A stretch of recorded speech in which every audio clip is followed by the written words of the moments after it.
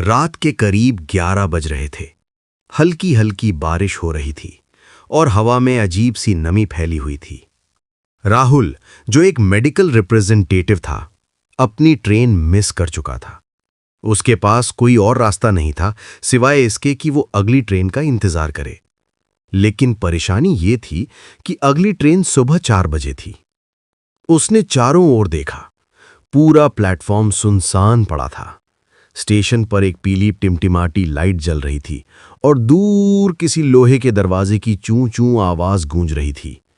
राहुल ने पास की बेंच पर बैठने की कोशिश की, लेकिन बेंच गीली थी। तभी उसने देखा, एक बुजुर्ग आदमी फटे पुराने कोट और लालटेन लिए उसकी तरफ बढ़ रहा है। बेटा, यहां अकेले क्या कर रहे हो? बूढ़े ने पूछा। ट्रेन मिस हो गई है, अगली का इंतजार कर रहा हूं, राहुल ने जवाब दिया।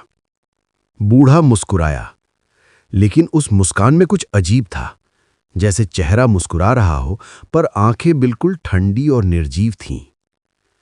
ये स्टेशन सबके लिए नहीं है बेटा, यहां इंतजार करना आसान नहीं। राहुल थोड़ा घबराया। आपका मतलब? बूढ़ा बिना कुछ बोले धीरे धीरे अंधेरे कॉरिडोर में चला गया। राहुल ने सोचा शायद ये पागल होगा, लेकिन तभी प्लेटफॉर्म पर हल्की सी फुसफुसाहट गूंजने लगी, जैसे कई लोग धीरे धीरे बातें कर रहे हों, जबकि वहां कोई नहीं था। वो आवाजें पास आती जा रही थीं। क्या वो नया है? हां, अकेला है। रुकने दो, सुबह तक पता चल जाएगा। राहुल का दिल तेजी से धड़कने लगा। उसने मोबाइल निकाला। No network. अचानक उसने देखा कि उसी बेंच पर कोई बैठा है। वो एक लड़की थी, काले कपड़ों में, बाल भीगे हुए और चेहरा बिल्कुल फीका। तुम यहां क्यों बैठे हो? लड़की ने पूछा। ट्रेन का इंतजार कर रहा हूं, राहुल बोला। लड़की धीरे से हंसी। यहां से कोई ट्रेन नहीं गुजरती। राहुल ने चौंक कर पूछा, क्या? पर टाइम टेबल में लिखा है।